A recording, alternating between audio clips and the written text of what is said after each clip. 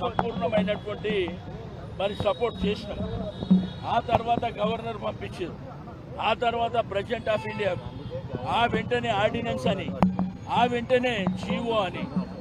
వీళ్ళేందంటే చేసే ఉద్దేశం లేక బీసీ సమాజాన్ని మోసం చేయడానికి కాంగ్రెస్ పార్టీ ఆడినటువంటి నాటకం. దీంట్లో ప్రధానమైనటువంటి భూమిక భారతీయ జనతా పార్టీది కూడా ఉంది. ఎందుకంటే 9th షెడ్యూల్లో పెట్టాలే వాళ్ళు. ఈరోజు విచిత్రం ఏంటంటే తెలంగాణ రాష్ట్రంలో బంధుకు అందరు సపోర్ట్ చేసి అందరు రోడ్డు మీదకి వచ్చారు. మరి సిగ్గు లేకుండా కాంగ్రెస్ పార్టీ ఎందుకు వచ్చింది రోడ్డు మీదకు అర్థం కాలేదు, బీజేపీ కూడా ఎందుకు వచ్చింది అర్థం కాలేదు. కాబట్టి ఈరోజు రాష్ట్ర వ్యాప్తంగా ఉన్నటువంటి బీసీ సమాజం మేమెంత ఉన్నామో మాకంత కావాలనేటువంటి నినాదంతో ముందుకెళ్తున్నాం. ఈ ఉద్యమం ఆగదు.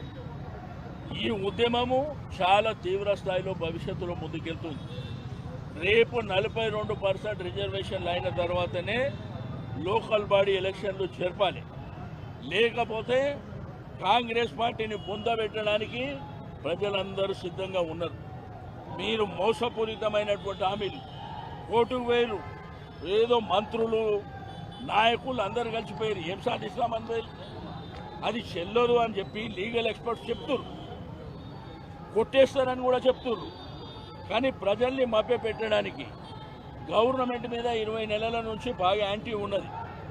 ఆ యాంటీని కవర్ చేయాలంటే ఈ యొక్క కొత్త డ్రామాని తెరపైకి తీసుకొచ్చి మోసం చేయాలనేటువంటి ప్రయత్నం.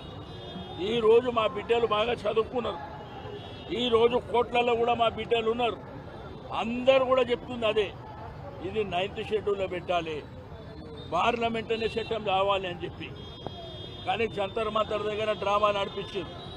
మరి పార్లమెంట్ జరుగుతున్నప్పుడు జంతర్ మంతర్ డ్రామా అక్కడ మీ రాహుల్ గాంధీ గారు ఎందుకు రాలే, మీ మల్లికార్జున్ ఖర్గే గారు ఎందుకు రాలే, మీ సోనియా గాంధీ గారు ఎందుకు రాలే?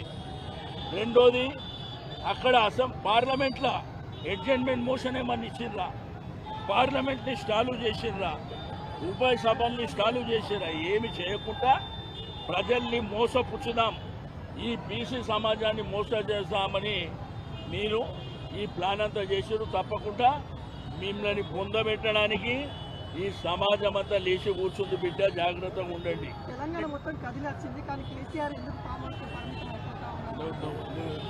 ఏ ఛానల్ మీద, ఏ ఛానల్?